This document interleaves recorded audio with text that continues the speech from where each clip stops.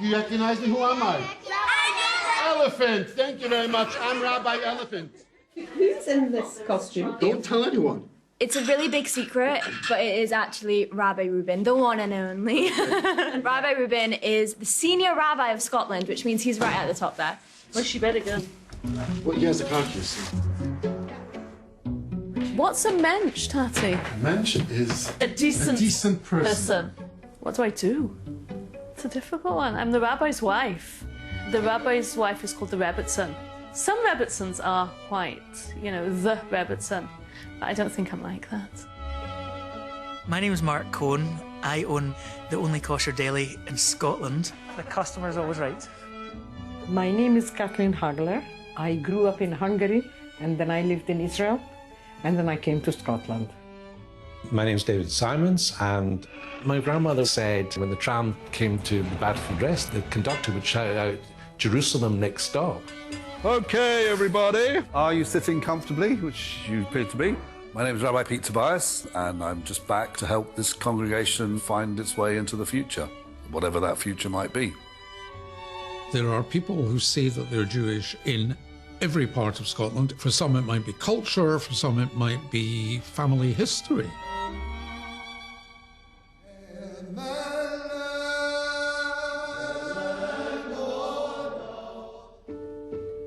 What being Jewish means to me, that's a very big question. You probably wouldn't catch me going to a synagogue service unless there was a particular reason. We didn't want to get dressed up in a suit and go to synagogue on a Saturday. We wanted to be watching, football on the telly. I wear a kippah all the time. I cover my hair. This is a wig. That's the way I've been brought up. I don't even think about it anymore. I am not religious, so it is not the religion itself that makes me Jewish. It is my history, the history of my people. For me, being Jewish revolves around food. Latkes, gefilte fish. Kosher haggis, that's the perfect fusion of being Scottish and Jewish. You can be Jewish and not eat chicken soup. The world has transformed. I always felt this almost like an umbilical cord kind of pulling me to Judaism. There's a kind of joke, ask two Jews, get three opinions. I love that because as a nerd, I feel like it's a culture that really embraces nerds. I think today in every community we have to be a bit more creative. Ultimately, the outside world is going to come inside. If we're just this unique club that you can only be a member if you have particular genetic credentials, there's a very bleak future for the community. I personally take the view that if you're daft enough to want to be Jewish, then we'll have you.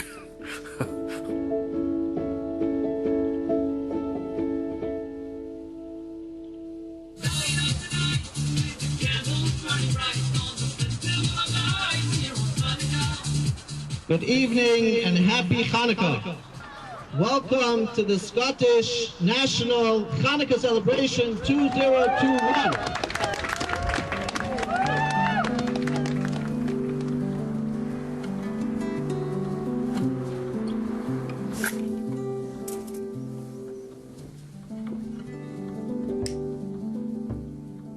These candles that we light are for the miracles and the wonders performed by God. V'kol shmonat yemei Chanukah hanerot halalu kodesh hem. Hanukkah is the Jewish festival of light, and we celebrate it by lighting a special candelabrum that we only use on this festival.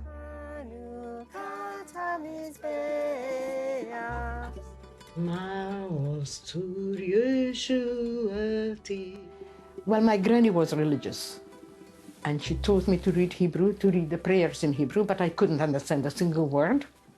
I don't think my granny understood it either. We light it every night for 8 nights, and each night we add an extra candle. And I think the fact that it's so dark in Scotland so early makes it extra special. When I first came to Scotland as a tourist in the 70s, I fell in love with Scotland. I fell in love with Scottish history. I felt that the Scots suffered over the centuries, just like the Jews suffered over the centuries and the millennia. And I felt that I may just fit in. It has to be right side up. It doesn't have to be right No, side it really up. doesn't. So this is the game of dreidel that we play on Hanukkah, and we're just playing for M&Ms. The 4 letters on the dreidel are an acronym for a phrase, a great miracle happened, which is a reference to the miracle of Hanukkah. We'll play one more round. My name's Emily Michelson. I'm a lecturer in history at the University of St. Andrews, and that is how we moved to Scotland. I'm Bill Shackman. We have 3 children who are now 16, 13, and 10. And the youngest was born here in St. Andrews. That's not tradition. We knew that we were taking a risk in leaving a Jewish community in order to move here, but we did, and here we are. We're not. All right, I get the pot. How many do you think I can fit in my mouth at once? 17. What happens to the other half?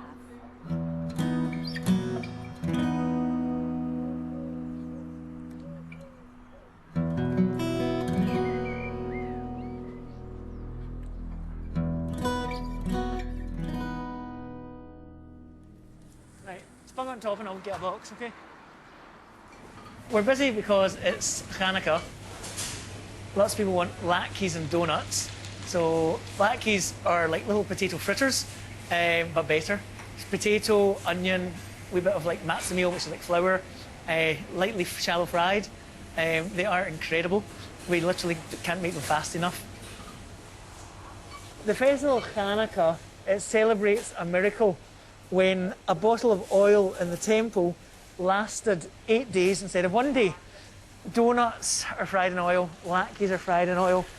All Jewish festivals are surrounding food, basically.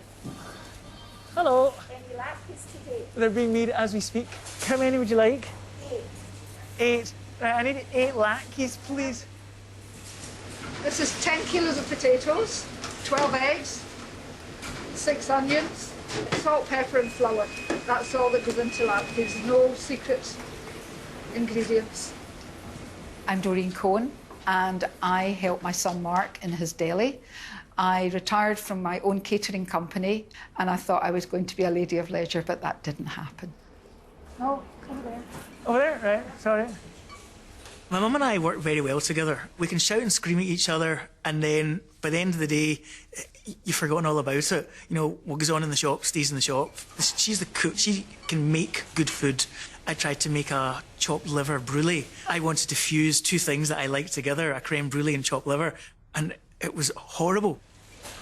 Right, so that's 2 fresh latkes. Literally just made. Ta-da! That's 8. Okay. Oh no, I meant 8 packets? Uh-huh. Right, so it's 4 to 8 latkes I need, not 8.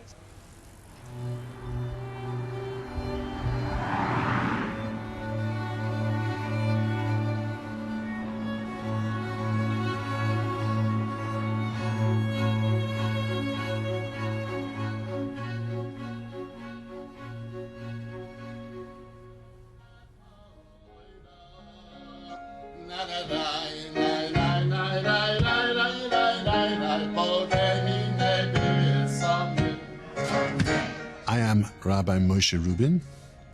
I am the senior rabbi of Scotland.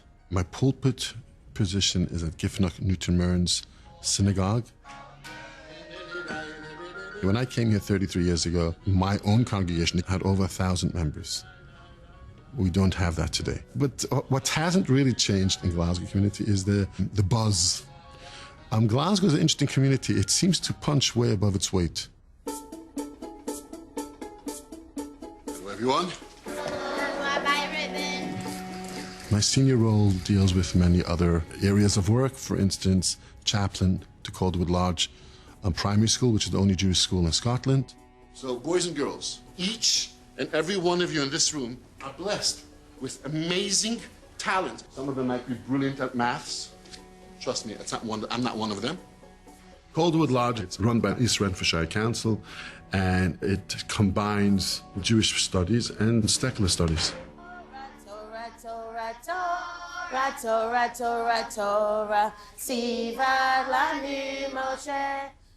The kippah is part of uniform. The food that's served from the kitchen is all kosher. We have a lot of children in the school who are Jewish, but we have a lot of children in the school from other faiths as well. We have Muslim children in the school and children of no denomination as well. Bim bom, bim bom, bim bom, bim bom, bim bom, bim bom.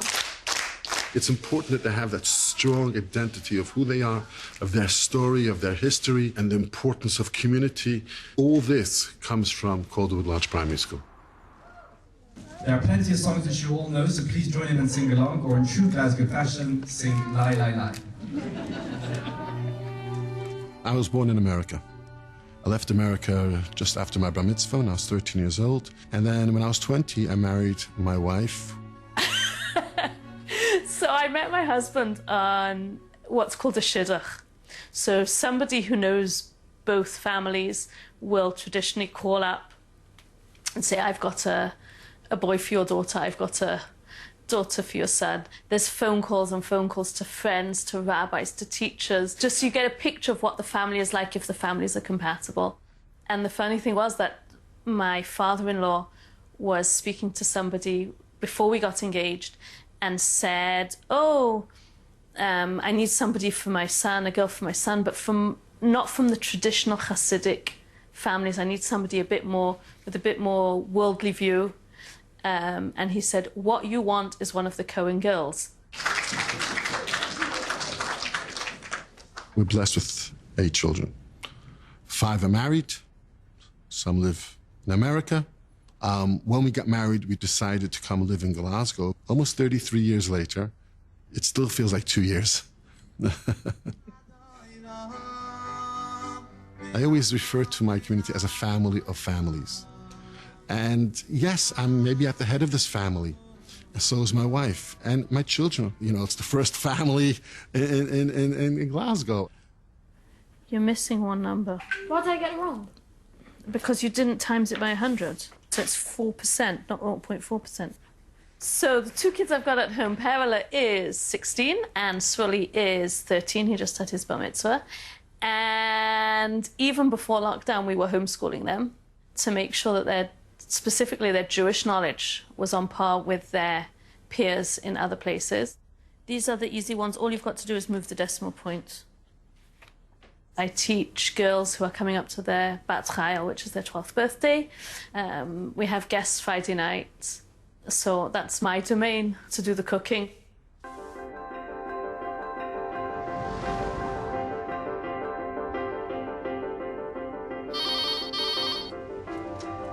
Hello, Master.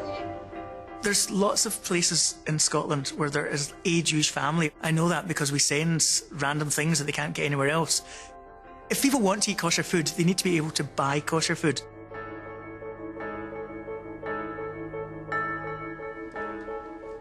We don't mix milk and meat. We have lots of dishes in Jewish households. You know, I have a meat set of dishes and I have a milk set of dishes. And then I've got a good set of milk dishes and a good set of meat dishes. So everything is kept separate. I'm the 4th generation of my family to be in the kosher food business. My great-grandparents came to Scotland between 1900 and 1910, I would think. And they all came from either Poland or Lithuania. You know, they found their way to the Gorbals, the centre of the Jewish community, and they found help, you know, to settle. My great-great-aunt was Sophie Janine, who had a kosher hotel and restaurant in the Gorbals, very well known for feeding refugees if they came to Glasgow, for example. So following on from that was my great-aunt, Annie Cooper, who had Cohen's Deli. And people even now talk about my Auntie Annie, you know, how they used to go in, they get a wee bit of wurst if they were kids just to munch on so their mum could do the shopping without any interruptions. And she was basically everyone's Auntie Annie, whether you're blood family or not. So then, after my Auntie Annie, was my mum. It's in the blood. We keep the community fed on kosher food. Basically, that's it.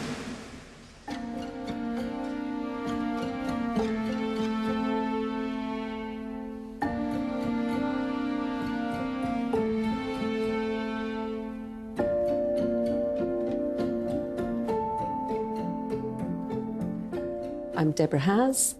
I'm Glasgow born and raised, and we're in Garnet Hill Synagogue, which is the oldest purpose-built synagogue in Glasgow.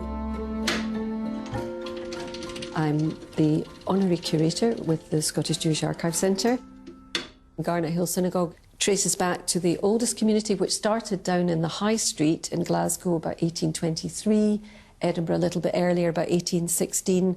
Dundee's are coming along at that time as well. It's the industrialisation of Scotland that's attracting people into traditional areas for trade and so on. Just before the First World War, we saw a big influx of Jewish people who were fleeing from what essentially was the beginning of the collapse of the Russian Empire. So Latvia, Lithuania, Poland, Belarus, Russia itself, and so on. And most of them tended to settle at that time in the Gorbals area. There was the Jewish bakers, the Jewish butchers, the Jewish grocers, everything. People lived in the area, they worked in the area, and there were a myriad of synagogues. You could call it the Glasgow shtetl.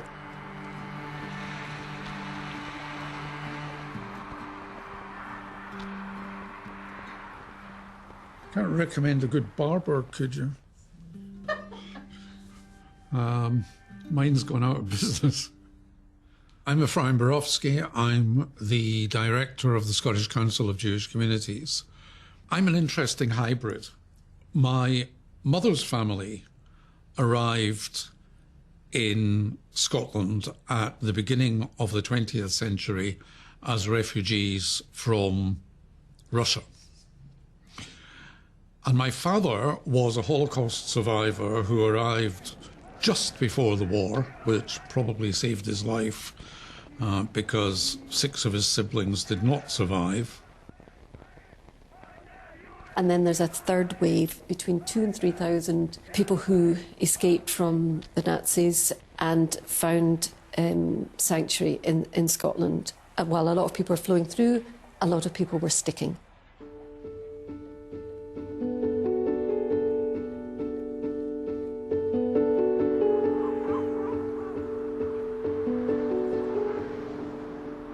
I don't know if anybody would consider me Scottish, but I consider myself, yes. Well, I used to speak 5 languages. That's Hungarian, followed by Russian, followed by German, followed by English, followed by Hebrew. But I forgot my Russian now. If you don't use it, you lose it. I was born Jewish. My grandmother who brought me up was an Orthodox Jew. She was a lovely, lovely person, and I loved her very much. Then I lived with my aunt, but I was the black sheep in the family. I wanted to learn things. I loved education. I loved school. They were not interested in all those things. So I went to live in a kibbutz. As a child, my granny made all my decisions for me. As a young adult, my aunt made all the decisions for me. The kibbutz then made all the decisions for me. And I said, when am I going to make my own life? So I left the kibbutz and I came to Scotland. Inverness was, in the 70s, much smaller than it is today. It has changed now. But I grew old here and I got used to it. I suppose people got used to me.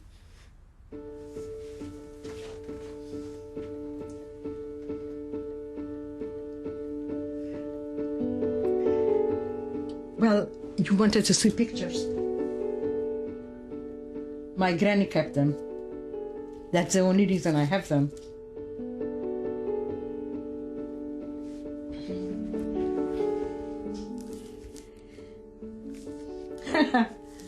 That's me. That's a small child. Had very long hair, 2 huge plaits. And that was my mother and my father on their wedding day. In 1930-something, I don't even know the date. My father was probably an accountant. I don't know for sure. I think that my mother was a housewife. I never knew my parents. My father was taken into slave labor when I was a baby. My mother, my brother, and my sister were all killed in Auschwitz. My father never came back. Nobody knows where he died, when he died, or how he died, and nobody will ever know. That's my brother and me. The only reason I know his age when he died was because there is a date on the back of the picture. I've got the pictures of my brother, not of my sister. She never had a picture. My father didn't even know he had another daughter. I was stolen out of the Munkac ghetto as a toddler and was brought up by my maternal grandmother and my aunt.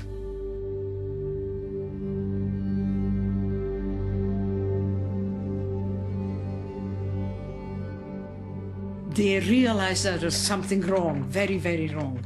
They paid somebody, a Christian man, and he went to try to get us out from the ghetto.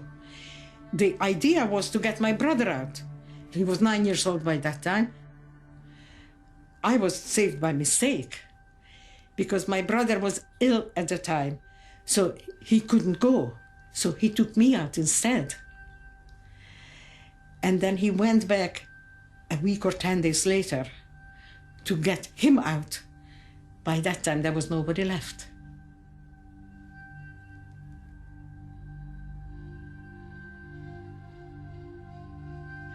Have you ever heard about the idea of survivor's guilt? I survived, but I shouldn't have survived. It should have been my brother who should have survived. I don't think I can ever forgive myself for being the one who survived.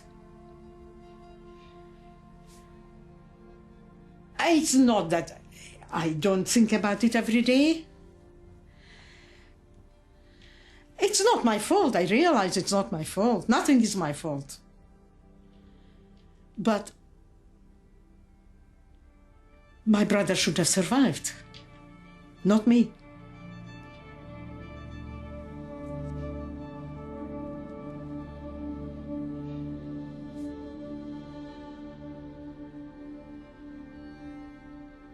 I'm just not a religious person by nature. But there is a prayer that I say 6 times a year. It's called Yizkor, which means remember. And it's to remember not just my parents, but to all the Jews who were killed over the history. If anybody made me Jewish, it was Hitler that made me sure that I remain Jewish forever.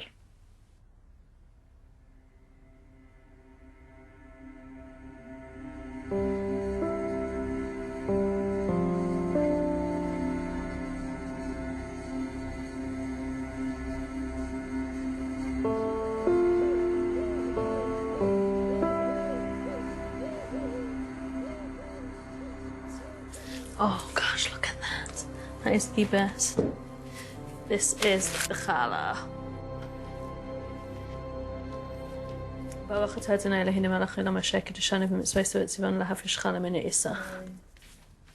Challah has become a special bread for Shabbos to remember the manna that we had when the Jewish people were wandering in the desert. And on a Friday, it would be a double portion because they wouldn't be able to go out on the Sabbath to collect it. So to remember that, we have 2 challahs at every meal. It is like a special woman's mitzvah, a special like woman's commandment. So I guess like the women in the house do it together. Do it together, yeah. Is it always women that do the baking? Is that, or are men allowed to? No, but there's plenty men who do it. There's men in the community who do it. The men in our house don't do so much baking, but they do quality control. So for normal Shabbos, we do either a 4-plat or a 6-plat. It is quite time-consuming. So when my older children were little, I didn't do it for many years. Now you see them all grown up, it's fabulous. And then they come home and become children again. That's Speaking her. of which. That'll be her. They're from Israel. Hello. I didn't speak to you since Monday. They call like at least 3 times every day. One sister, I think, one time called 8 times one day, and she was like, "Oh, I made a new record." Bye. So that was daughter number 3 in Israel. Shabbat is a special day when everybody goes to the synagogue. On Shabbat, you really stop everything. No electricity, and so that includes no phones. And so for 25 hours, even in the 21st century, you're not checking your emails or doing this or doing that or even cooking. Like, you're just being. Just being.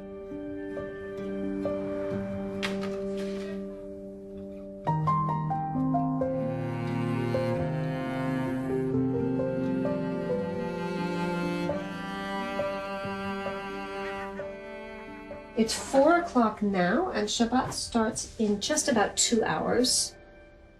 So because we don't cook on Shabbat and we don't turn electricity on and off, we need a way to keep food warm. So we have this lovely hot plate, and all we have to do on Shabbat is remember to put the food on it a couple of hours before we want to eat.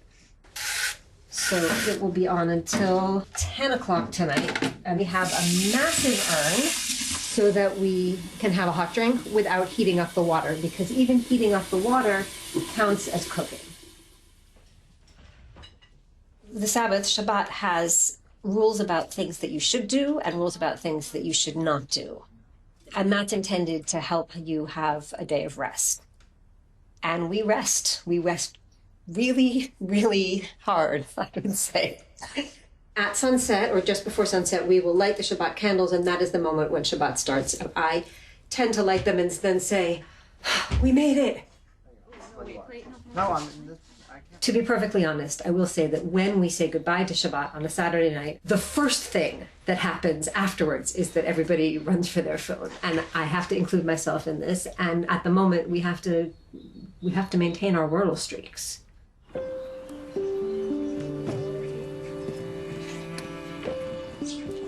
When we moved here, we moved to a place that didn't have any Jewish infrastructure. There were no other Jewish families to our knowledge. Yeah, the closest synagogue was in Dundee. It sadly closed. When we realized we were here for the long term, we very consciously started having Rosh Hashanah and Yom Kippur services here for the students. We lived in Jerusalem, we lived in New York City. I miss having a Shabbat community. I miss having a synagogue. I miss the learning opportunities that my kids have not had.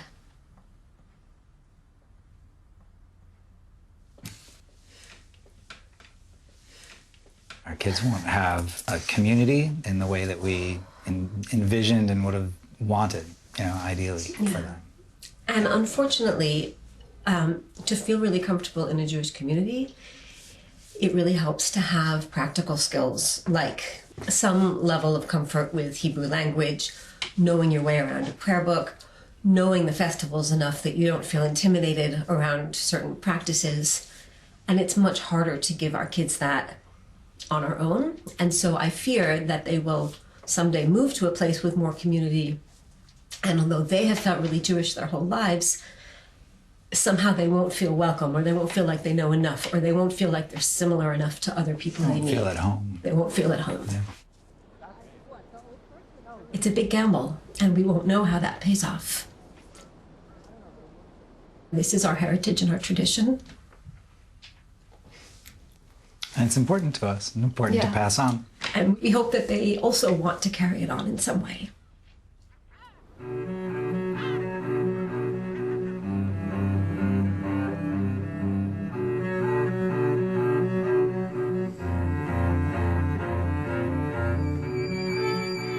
The Jewish experience in Scotland has changed so much in my lifetime. I mean, when I was growing up in the 50s, there must have been around 15,000 or so Jewish people in Glasgow, and maybe 20 plus or whatever across Scotland.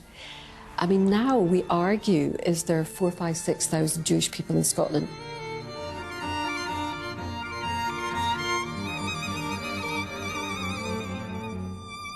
My name's David Simons, and I'm a novelist.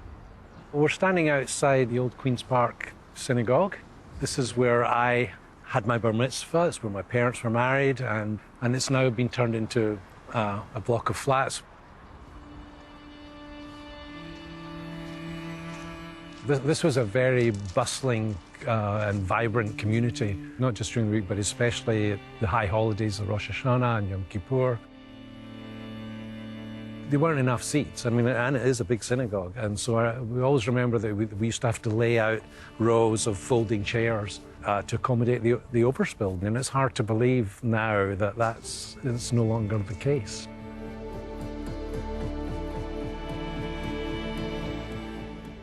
I was brought up in Pollokshields. My maternal grandfather was one of the founders of Langside Synagogue, which sadly is now just a shell of a building. I mean, the irony is, if you took your religion seriously, then probably Glasgow wasn't Jewish enough or religious enough to be an Orthodox Jew, and so you would move to Manchester, or you would move to Leeds, or you would move to, more than likely to London. Then there's a lot of intermarriage, which dissipated the community. Many of the children grew up, they went to London, they went to Israel, and the parents, once their own houses got empty, they followed, and they went to live near their children. Orthodox people will want to have a synagogue within walking distance because they don't drive or travel on Shabbat. And therefore it's inevitable that as people move, the synagogue that's no longer within walking distance gets left behind. It's like a brick wall. You take a little brick out of the wall, the whole wall threatens to crumble. And that does affect the community. When a shul closes here, a shul closes there, it just leaves a mark. It leaves a feeling the community is shrinking. I mean, there may still be a significant number of Jewish people, but their lives don't centre around this synagogue anymore.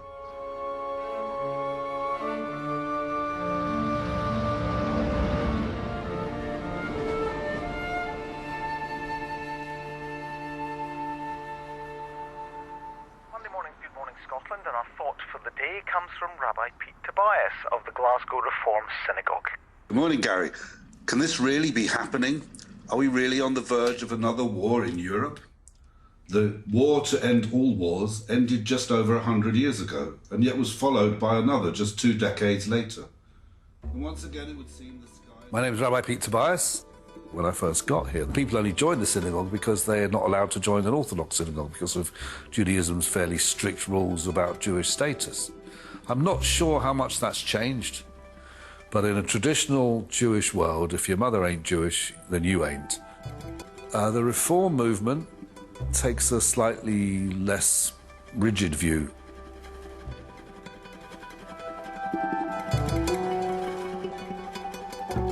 Shabbat Shalom to you Zoomers, and Shabbat Shalom to those of you who are here this morning. When Reform synagogues were first established over 200 years ago in Germany initially, they were based on the idea that it's meant to be far more inclusive. In a Reform synagogue, men and women sit together as an acceptance that some, if not all, of what's in the Torah was written by human beings. Everybody has a kind of a different point where they draw a line, where they decide, yes, I'll do that on the Sabbath, even though I know I'm not supposed to. Reform Judaism encourages people to make their own decisions on these matters. And no fire shall be lit in any of your settlements on the Sabbath day. So once the rabbis got their hands on it, led to a whole series of interpretations of Sabbath ovens and not switching this on and not heating that up, suddenly became a big part of the observance of Shabbat. Judaism has always adapted, always. I mean, if Moses turned up in Glasgow tomorrow and he went to an Orthodox synagogue, he wouldn't recognise any of it.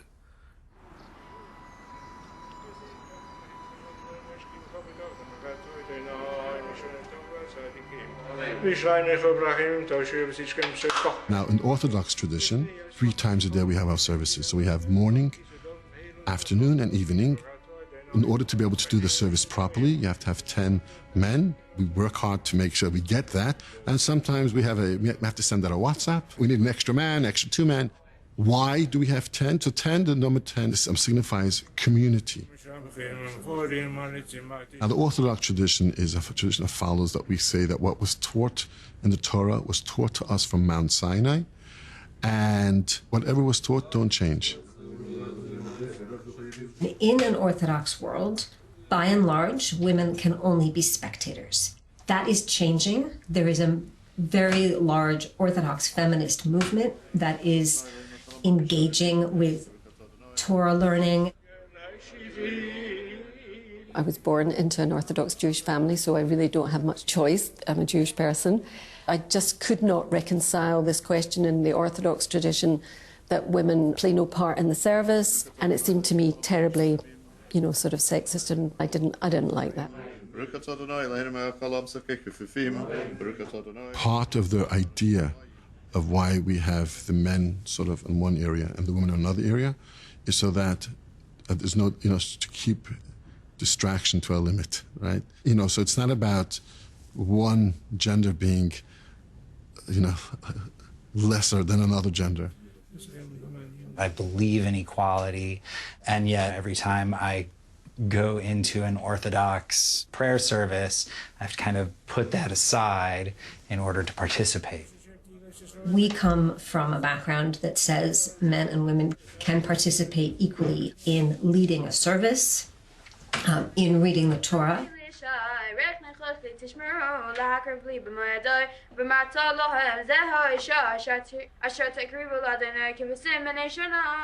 I think the pride I have in my son standing there and reading the Torah is that he can do it. Now, I don't know if he wants to go into the rabbinics or not. I don't know if that's his, he's more into music. He might want to become a rock star. I don't know, maybe. My dad makes me do it, actually. But, no, it's fun. It's good. It's a good skill to have. And it gives you a sense of reward, being part of a community more. Being on the egalitarian part of the Jewish spectrum, for me, means being able to contribute to my community.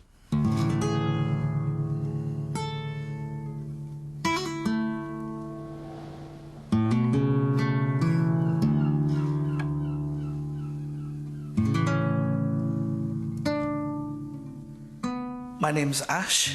I live in Dundee. I'm a voice actor and an illustrator.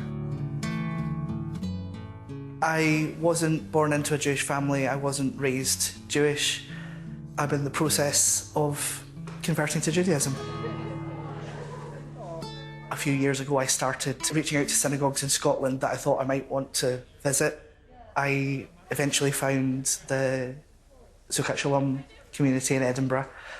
I noticed that there were a bunch of people with pride flags, like badges on and things. So I was like, this is a place where other queer people feel safe. And that was really, really important to me as a queer trans person.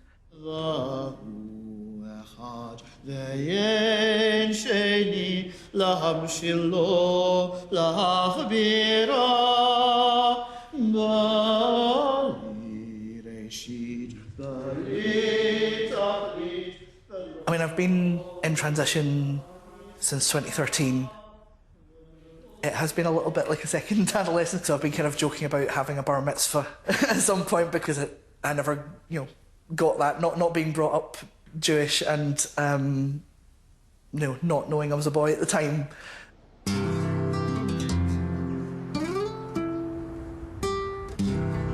For me, community and belonging is really, really important because I didn't always have that.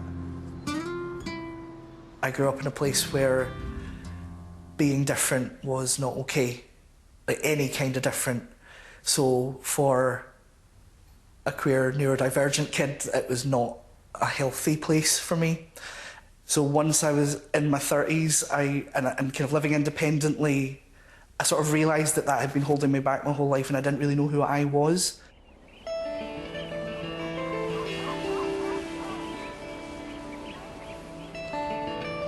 We're at Tetsmere Beach. It's a place that I've always associated with kind of peacefulness and reflection. I don't know any other Jewish people in Dundee, so I had to do a lot of things to do with festivals or to do with ritual observance on my own. So I like to come here quite a lot now. It can be so hard to measure Jewishness. My perception of it certainly is it's kind of a sort of three-pillar system where there's the ethnicity component, there's the cultural component and the religious component. And you can have any one of them and be Jewish. You don't need to have all of them, but you do need at least one. I feel very at peace when I'm with these people. So it's really sorry. I already feel like I'm part of it. I felt like I was part of it from the first day I went. So for me, this is just kind of making it official.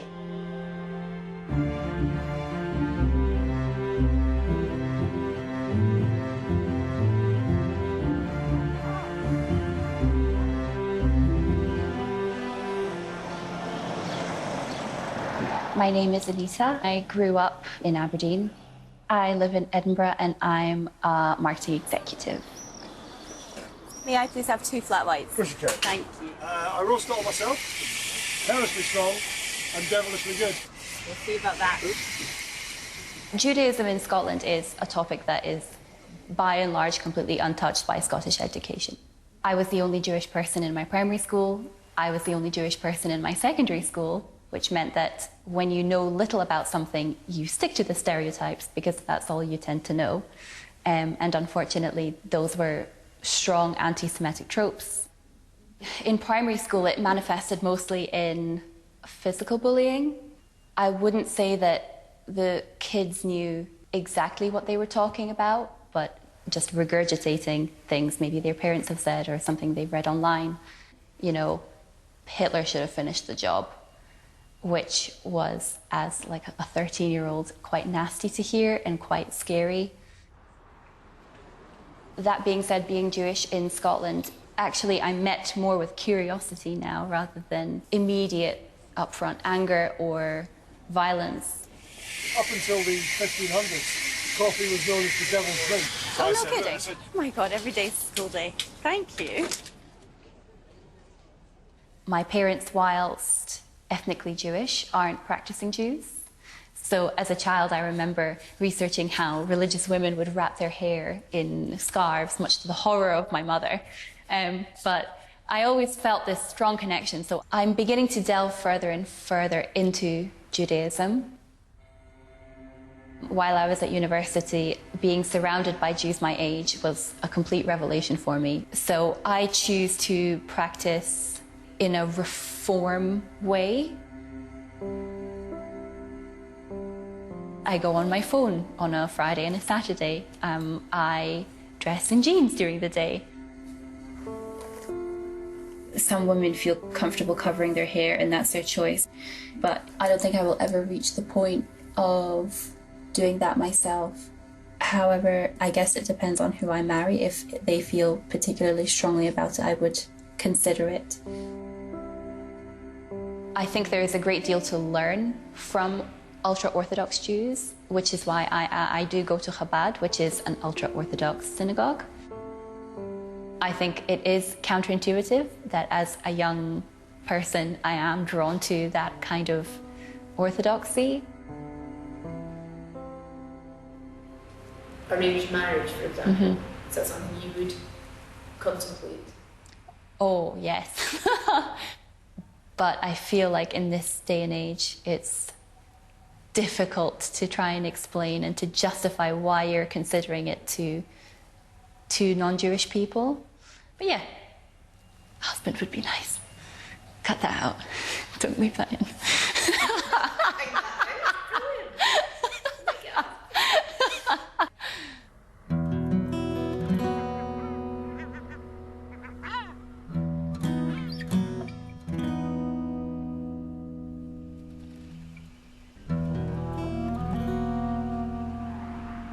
Jacob's Dene raised his arms to his side as if to weigh the worth of what he was to say next. Justice and fair play. Never forget that, Avram. We Jews have been treated well here.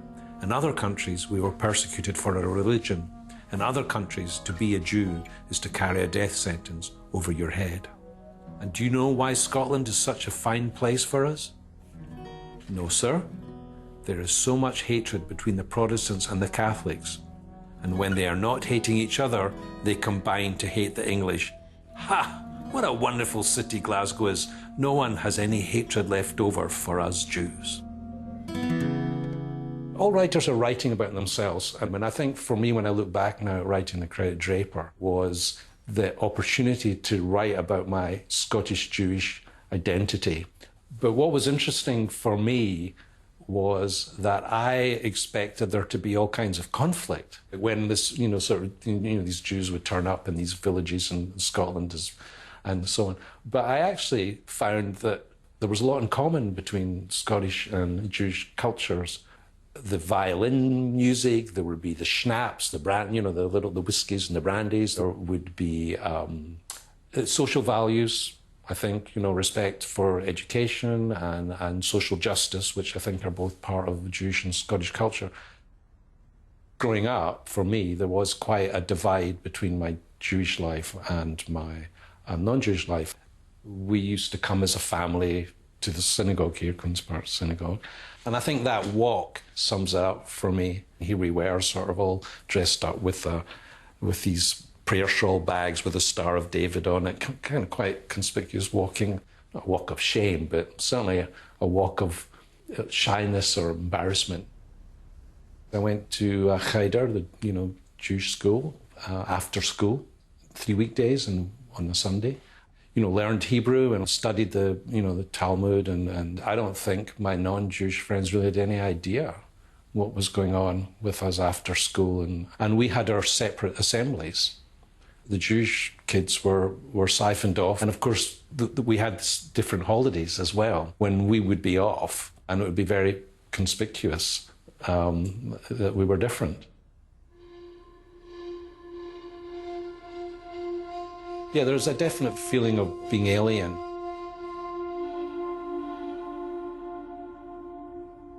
Anti-Semitism is a form of racism directed against Jewish people, stereotyping Jews as having particular traits. There's a long history of conspiracy theories about Jewish control of the media or the banks, as well as religious persecution, I suppose. I grew up in Hungary, where being Jewish was a problem. As a small child, I remember myself actually lying about it when people asked me, because I was afraid. I've been frightened about being Jewish all my life, so it didn't just change all of a sudden. Because people feel vulnerable, they are less inclined to display open signs of Jewishness. My friend who lived across the road was not Jewish, and she was a member of the local tennis club, and I wanted to join, and they would not let a Jewish child join. If you went through the Gorbals or places, you would see signs, no blacks, no Jews, no dogs. That's what it was. We have moved on a lot. In more recent times, it's much more focused on anti-Israeli sentiment and the way that the Israeli government behaves towards the Palestinians. There are political problems concerning Israel. And I had the same problems concerning Israel. But because I'm Jewish, the problems become my problems.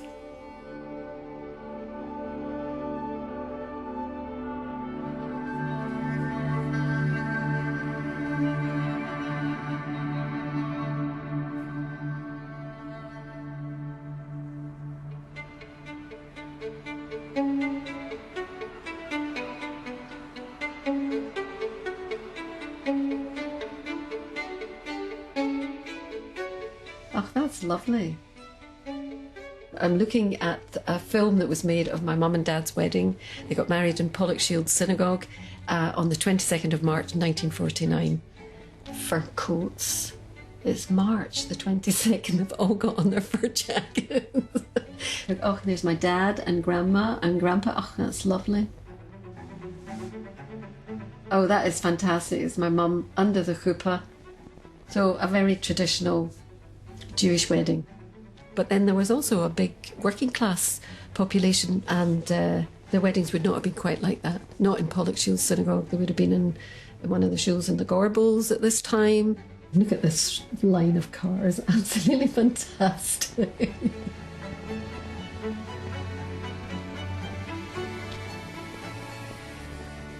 Ay, ay, ay.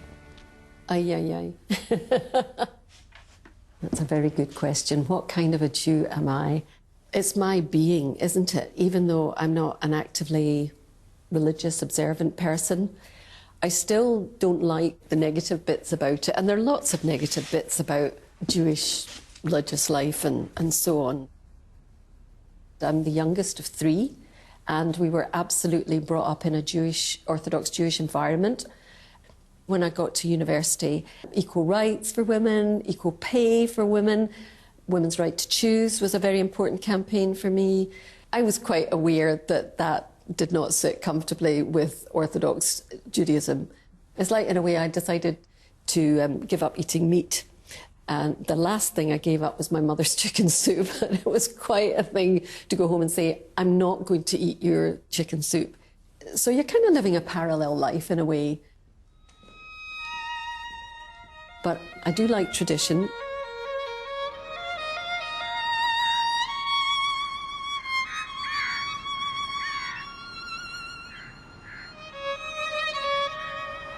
My mum and my dad. I tend to come before Yom Kippur, the Day of Atonement, and just pay my respects, talk to them, bring them up to date with the news. The question of the Jewish way of death, the tradition is in the Orthodox is that it's burial and it should happen as quick as possible. I mean, when my mother passed away, she died in the morning and we buried her in the afternoon, which might seem shocking. After somebody has died, there's a period of a week of Shiva where you're in deep mourning and you will remember the person who's gone and stories, and people will come and give their condolences and so on. And it's an incredibly nurturing and supportive kind of period. When it comes to the bit, I'm a member of the Burial Society. I want to be buried in that graveyard. It's not the most pretty one in the world, but that's the one. Yes, I pay my dues, so I'm going to end up here. We joke about all the characters. I mean, I obviously don't know there are so many people buried here. So I kind of have this vision of this underlife that's going on, or upper life, but I think of an underlife that's going on. But how does one make sense of death? It's part of what happens in life, and but it's not easy.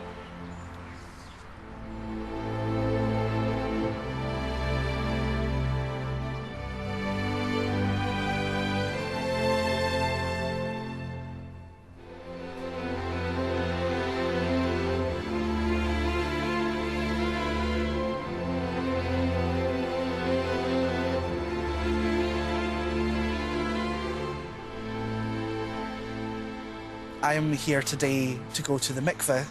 The next stage in my conversion process, I always sort of gravitate towards the really colourful ones. I'm really excited. This has been a 2 and a bit year process of kind of actively working towards this moment.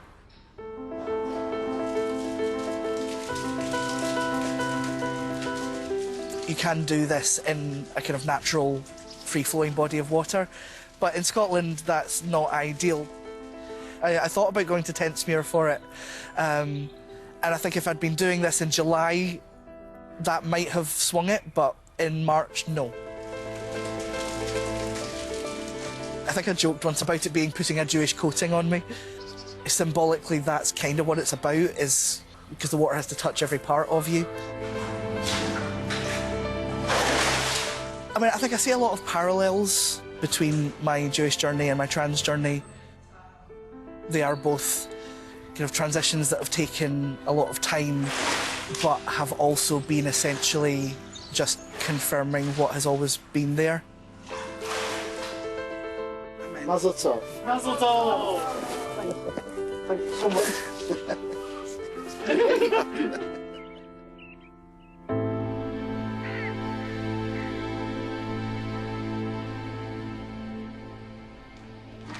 Oh, why am I extra happy today? Why am I extra happy? Oh, it's Purim! I forgot it's Purim! Do I consider myself Jewish and Scottish? Yeah. That is the Jewish story of being everywhere and anywhere. There's no conflict. Exactly, yeah. Being Scottish and Jewish, that's absolutely fine. The beauty of being Jewish is that you could be Jewish anyway. Growing up, I lived in a tenement in Pollokshields, and we were only half a block away from a kosher grocer. There were Hebrew classes after school in the local state school. So in that sense, we felt at home. You know, I think Scotland is pretty welcoming. We were exactly the same. Don't forget that. We were asylum seekers and economic migrants. That's who we were. Being Jewish means being part of a conversation that goes on over centuries. This is a tradition that is 3,000 years old, and we carry with us all of that evolution. Well, hopefully, while there's a community in Glasgow, there will always be a kosher deli.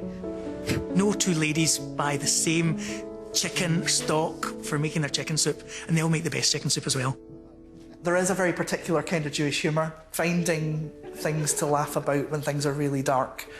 And I can very much see why that's a really important part of the Jewish character. I'm immensely glad that my family washed up into Glasgow and allowed us to have peaceful lives. I was a happy child, and I'm a happy adult, and I'm a happy old person. I'm very lucky. I'm slowly learning about where my boundaries are with the religion. But I bake really good bread, so maybe that will be my redeeming factor. That my sisters always come home, and when they eat the challah that my mum makes, they just give like a sigh of like, it's like it's home, it tastes like home, it tastes like our home.